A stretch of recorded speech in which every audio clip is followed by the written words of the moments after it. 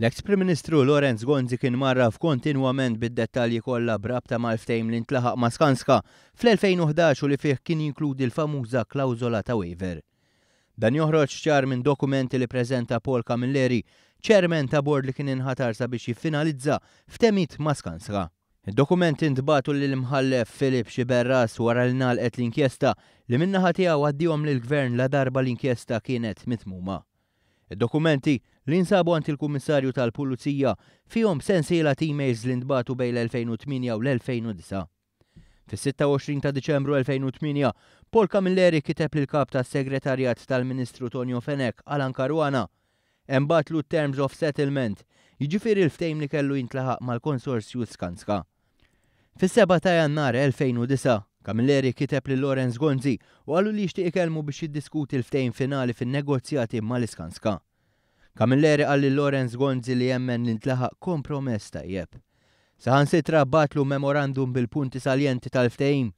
Paul Camilleri qal lil Gonzi li l-ewwel xtaq jikseb l-approvazzjoni tiegħu biex imbagħad jitkellem mal-bord tal-Fondazzjoni għas-Servizzi Mediċi u wara ma' John Dalli, dak iż-żmien Ministru tas-Saħħa, u mbagħad wara għand il-Kabinett. Bid-dokument għand is-Segretarjat tal-Finanzi u l-punti saljenti tal-ftehim fidu, Lorenz Gonzi wieġbu hekk. Grazzi, se nitlob lis-segretarja tiegħi torganizza l-laqgħa.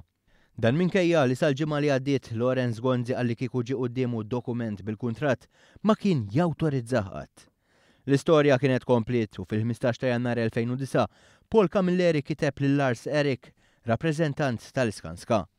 Qallu li l-bord tal-Fondazzjoni għas-Servizzi Mediċi approva terms of settlement, ftehim li fihem klawżola numru 9. Klawżola li permezz tagħha l-Iskanska nħelsu minn kull responsabilità fejn tidħol il-binja tal-Isptar Mater Dei. Dan il-ftehim kien iffirmat fit-19 ta' Frar.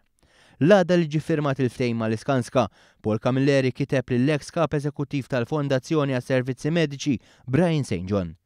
Batlu suġġerimenti għal dokument ta' ġustifikazzjoni li kellu jintbat lill-eks Ministru John Dalli biex imbagħad possibilment id-dokument jitressa quddiem il-Kabinett. Fil-5 ta' April 2009, Paul Camilleri kiteb lil John Dalli jgħidlu li jirrealizza li ma kkomunikax miegħu dwar in-negozjati finali li ntlaħqu mal-Iskanska.